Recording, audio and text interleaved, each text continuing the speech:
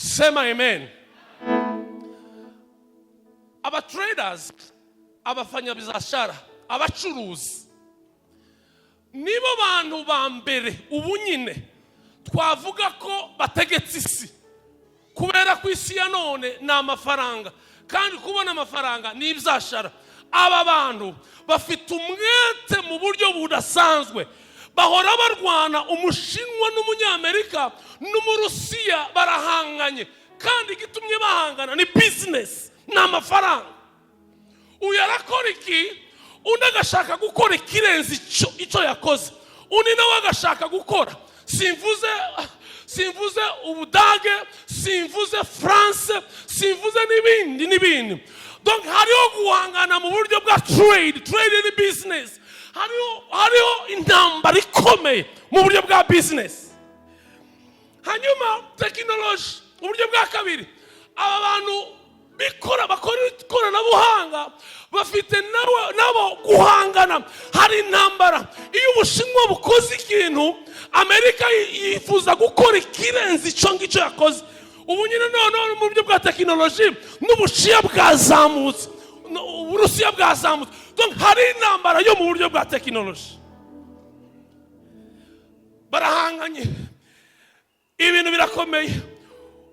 Ibi birwara rwose byose tubona, ibi birwara biraha hanze. Ibi birwara byose ni technology. Barabicura, barabikora, barahangana. Iyo tugiye mu banyapolitike, abanyapolitike mu bitagute mu Kirundi, n'abanyapolitike nukuvuga ngo bazibaza baryama, bahora bahanganye. Iyi politike y'iki gihugu ikazamuka, iyindi ikazamuka, kuko hari imbaraga muri politike. There is power in politics. Hari imbaraga mu buryo bwa politike. Barahanganye, hari icyerekezo barimo barajyamo. Iyi politike iki gihugu kirahaguruka kikajyana iyi politike muri urwego, hanyuma iki ngiki kaza gikopera ngo babaciye aho bakoze iki ngiki. No, hakabaho guhangana. Abo ni abanyapolitike. Noneho hakabaho aba bantu bitwa abahinzi, abafamasi, abahinzi. Igihugu kimwe abahinzi bazabahaguruka bakaja muri Israel gushaka imbuto zera cyane, bakabizana mu gihugu cyabo. Noneho ikindi gihugu kavuga no, aba bakuye imbuto hano muri Israel, naho twebwe tugenda tuyikure hehe muri Singapore, iriya hirya haruguru mu Iburayi. Noneho kugira ngo barebe umwimbu, noneho baze bawuhanganishe ku isoko mpuzamahanga. Kugeza aho ngeze nimumvugire ngo amina. Amen. Abo ni abacuruzi. Iyo ni intambara iri aho, iri ukwayo. Tugenda muri education, mu byirwa mu mashuri asanzwe. Turuzi no mugabo uyu, ndagira ngo wenda hari abandi bahari. Uyu mubyeyi wacu ndagira ngo niwe muntu, hari abandi bafite PhD hano, PhD niwe wenyine. Ariko twomuheza mikrofone ngo atubwire uburyo arimo arahangana n'abandi bafite iyo level. Hari intambara yo mu buryo bw'imyumvire. Ese uyu nguyu ufite iyi diplome ya PhD muri iki gisata, no barahanganira isoko. Uyu akavuga ngo je yego ndi umuganga mvura iki niki mpima iki niki, ariko uriya kubera ko afite zibiri, mwene ndetse agashaka kugira iyindi, undi agashaka kugira iyindi, ngo barebe ko bafata igihugu. Ni intambara no mu buryo bw'ibitekerezo, ni intambara. Mureke mabwire kandi kantu kamwe gusa kaza kanangaza cyane ko nabivuga nihuta. Hari abantu bitwa abasirikare. Abasirikare bazabantanga, sinabaye umusirikare, mbona mzicuza impamvu ndabayewe, kandi mbikunda kubera discipline bagira. Nubongo igisirikare cy'igihugu kimwe kizamuka kikakora imyitozo, kikohereza abasirikare hanze kwiga, ikindi kikavuga no abangaba igisirikare cyazamutse, natwe competition militaire. Donc ntibigiye kurwana, nta kigiye kuba, ariko gusa kimwe kirashaka ngo giha abaco kiba hejuru y'ikindi, ikindi kiba hejuru y'ikindi, ikindi kiba hejuru y'ikindi, ikindi kiba hejuru y'ikindi. Yeah. Now, conclusion. tugende kuri twebwe abarokore. Mwumvishije izo ntambara zose z'ibyo bisata mvuze.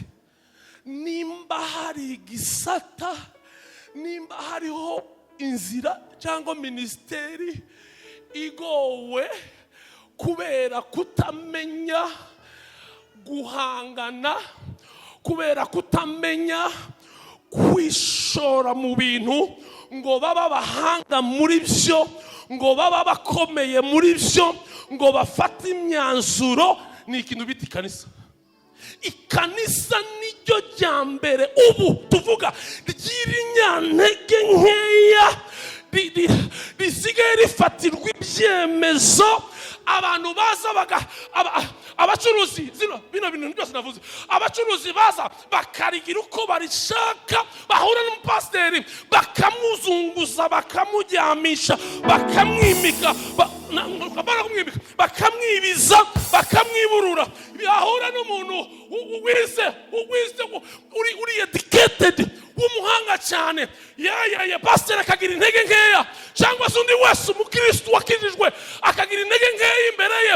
Wa muhanga wize kubera ko yize kandi ari umufilisitiya, akamufata akamwibiza, akamucurika ngo ni umujyanama, akamucurukura, akamugira gute, muramuratse ko amashi. Noneho tekinoloji, bano bantu babahanga mu buryo bwa tekinoloji bahura n'itorero ahantu, bakuzanira gusa ibigezweho, bakuzanira amamashini agezweho. Hewe wa mukristo ukamutengugwa, ukaba wona atanagakiza, ugata Yesu kubera tekinoloji. Baurugero umwanya wo gusenga n'umwanya wa telefone, iyi niyo dushoboye, niyo tekinoloji mukristo, niyo level tukiriho. Abandi ntibagikoresha n'amatelefone, bayavuyeho kera. Mubazo no mugabo, telefone yavuyeho kera. Ni twebwe niyo level yacu, naho tukiri twebwe. Nukuvuga ngo iratwisha, yisha umudemasi, yisha umuvugabutumwa, yisha telefone gusa. Ndi mu gisata cya tekinoloji. WhatsApp yishe, ibujije abantu gusenga, ibujije abantu guterana, ibujije abantu kuzura umwuka, ibujije abantu gutanga ibyacumi n'amaturo. Ngo ni inyigisho bibishe kuri WhatsApp. Umuntu arateye araje gusa ngo ntacacumi.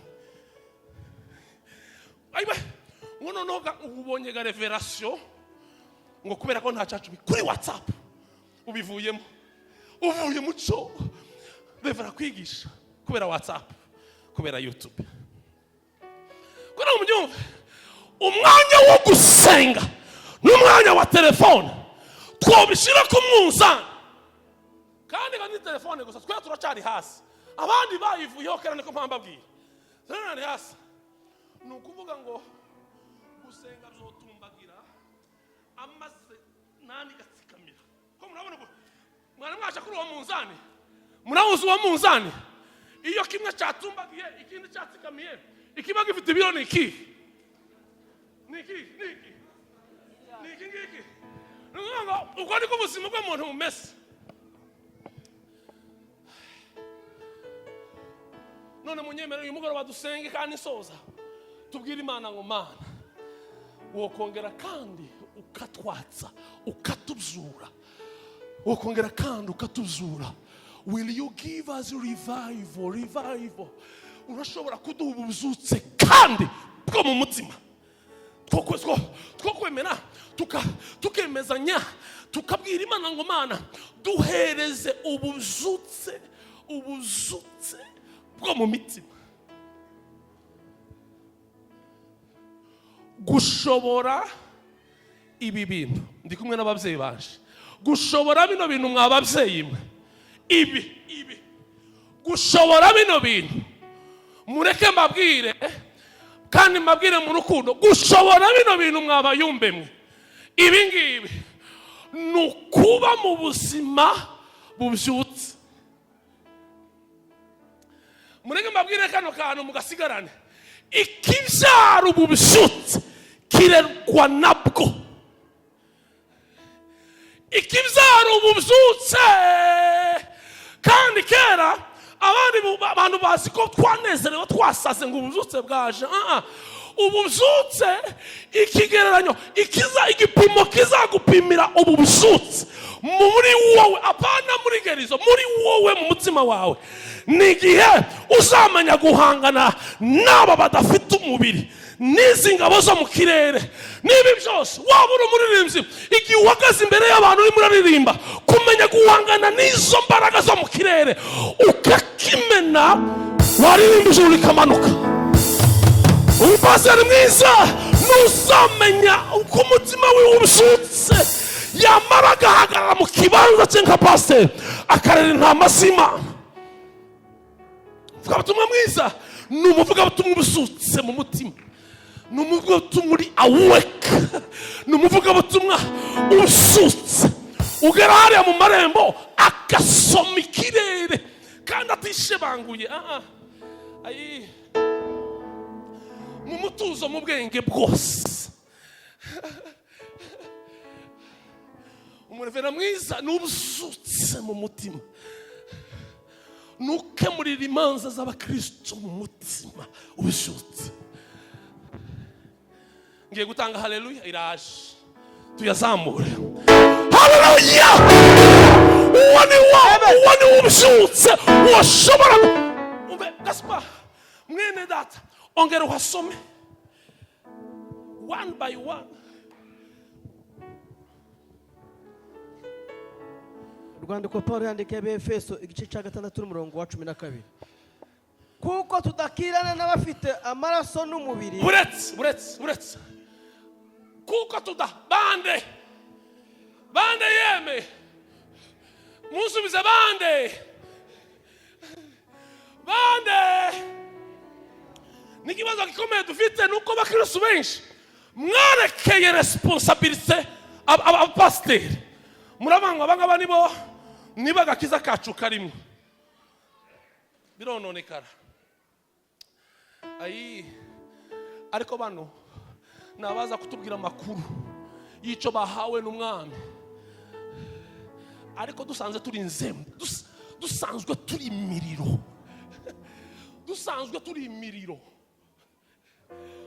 nukuvuga ngo baza kutubwiriza kandi baranaturera, ariko dusanzwe turi imiriro. Nico cyatumye dukizwa. Twebwe turwana. Nimuvuge ngo kurwana. Nimusubiremo cyane ngo kurwana. Turwanisha iki? Muraza kuzisoma intwaro aho ngaho. Zibera hehe nihe zicumbitse? Tukura izo ntwaro zose hehe? Tuzikura hehe? Tuzikura mu giturimwa cyavuya cyangwa ku Mana direct. Nazomye Bibiliya Bishop irambwira ngo hari igihe umwuka wera ngo azazamuka ngo akaja ku Mana ngo akatwibira igitekerezo cy'Imana ngo akakituzanira, kandi ugasanga nikiri hano, kuko hano ntihariho ubuzima bwacu bwa minsi yose, ntihariho gasorwa. Umwuka rero azagenda hari haruguru agasura se, nimba ari Imana mugenzi wayo, akayibwira ngo wasimeze gute kuri murefu missionnaire. Nako nari nkibagiwe ko ngako kuri missionnaire murefu uri hariya siaro muri wasimeze gute mara umwuka wera Imana ikamuha muri ya situation itari muri Bibiliya, iri muri wowe isi yato ikakubwira.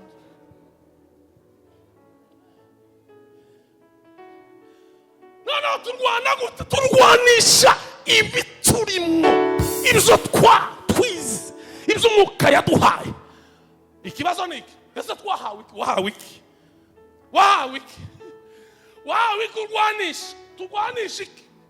Turwanisha iki?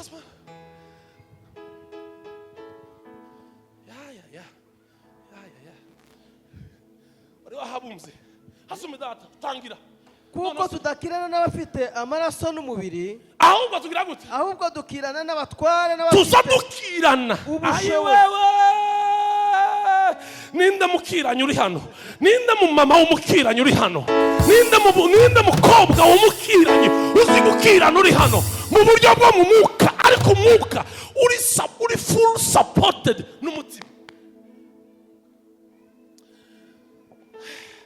Ninde mu papa uzi gukirana n'izo myuka, niyo myuka. Abenshi babihariye abayumbe, kandi kubera kubibaharira n'abayumbe nabo zabataye kuwa amazi. Ndasohoje. Hanyuma ahubwo dukirana n'abatware n'abafite ubushobozi, nimwumve n'abategeka iyi si y'umwijima. Dukirana n'abafite ubushobozi n'abategeka y'umwijima, n'imyuka mibi y'ahantu ho mu ijuru. N'imyuka mibi y'ahantu hejuru. Harakandi tabatware barimo. Karimu. Kuko tudakirana n'abafite amaraso n'umubiri, ahubwo dukirana n'abatware n'abafite ubushobozi, n'abategeka iyi si y'umwijima, n'imyuka mibi y'ahantu ho mu ijuru. Dukiranisha iki? Nicyo kibazo nzaheraho n'ingaruka. Ariko ijambo rimwe ni Imana ibahe ikanguro mu izina rya Yesu. Amen. Kandi amaso yawe ye kurebera ikanguro muri rusange, arebera ikanguro mu mutima. Kandi nubona uri mu buzutsi bw'umutima, uzusubiza amaso inyuma umenye ese niki kiza kimpa imbaraga, niki kiza kimpa ikanguro, nkura hehe imbaraga ubundi. Numara kuhamenya, wiyaranje uko ushoboye kose, aho hantu icyo kintu cyatumye ugira ikanguro wamukirera kiba ubuzima, ukirere. Cyaba ari ugusenga, cyaba ari ukwiyiriza, cyaba ari iki, niki cyo tumugira ikanguro muri wowe. Icyo kintu nubona ukigezeho cyangwa ukirimo, kirinde. Umusirikare mwiza suzi kurwana ku rugamba, ahubwo nuzi gucunga amahoro kugira ngo ataja mu rugamba. Umusirikare mwiza ntabwo ari uzi kurwana igihe intambara yateye igihugu, ahubwo nuzi kwimira intambara mu gihugu. Umukristo mwiza nuzi kurinda ubugingo bwe, akaburindisha ubuzutsi bwo mu mutima. Izi ntambara zose zaza, izi bombe zose tuvuye gusoma, ibi byose kandi biraza guhurana n'izi nshingano. Papa we, karibu muri club y'abapasiteri. Kubishobora nukurinda, apana kurwana.